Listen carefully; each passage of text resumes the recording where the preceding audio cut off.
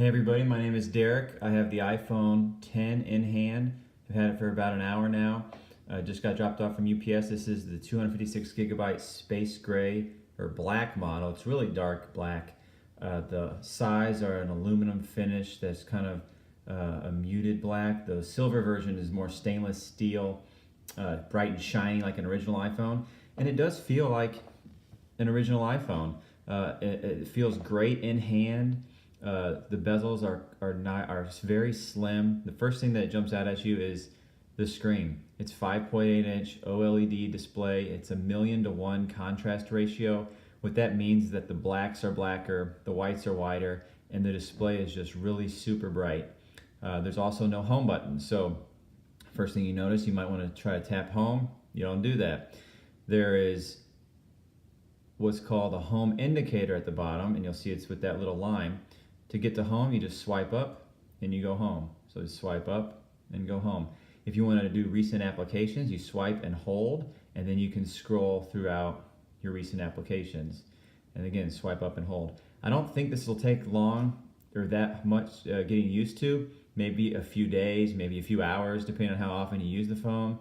The big difference is you have this notch at the top, which you can see here, is what Apple's calling the notch. And they add a true depth camera there. So there's a bunch of sensors for facial recognition and for portrait mode selfies. So you'll get better front facing photos on this phone than you will on any other iPhone before.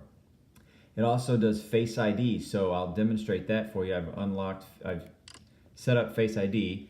You just raise the phone like that. You look at it and you notice it just unlocks. And then you swipe to unlock. I'll show it to you again. You lock the phone, it has raise to wake, so as soon as you move it up and look at it, and then it'll unlock the phone. If you don't look at it, like I'm not right now, it'll block it off, and so it will not unlock the phone.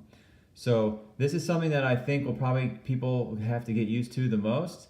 I'm not quite sure how well it's going to work, but we'll wait and see. Apple's supposed to be updating this constantly, so it'll only get better and better from here.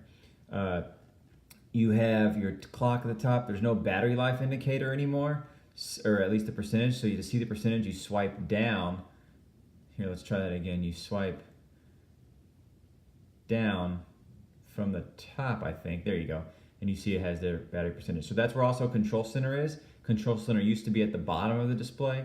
This is probably my biggest, I think, at least initial disappointment with it, is that I used to just swipe up and do Control Center all the time to go on Wi-Fi settings, change your volume really quickly, and now it's just buried under the top right corner that you have to drag like that. I don't know how hard that will be getting used to or not, but that's a little drawback there, because it used to be quickly accessible down at the bottom of the display, and now it's stuck at the very top. So you might have to adjust how you hold the phone and change those things around to get used to it more and more. The camera on the back, like I said, is a dual camera like the Plus models before, but it's in a form factor that's a lot smaller.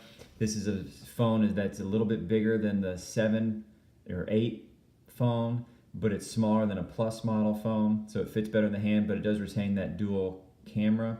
Both cameras have image stabilization, so what that means for you with photos and videos is that it's going to be sharper pictures at night and dark, low lighting, because it has stabilization on that telephoto camera.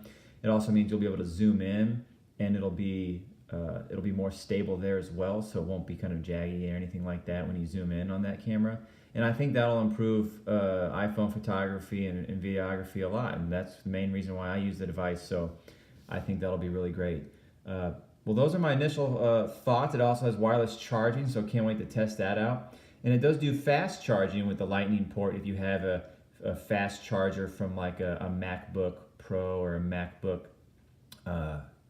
computer that has a 29-watt charger. It'll actually charge the iPhone 50% more in 30 minutes. So that's pretty cool. I'm looking forward to trying that out with one of my other chargers I have. So that's my initial impressions on the device. We'll hope to have a lot more later on.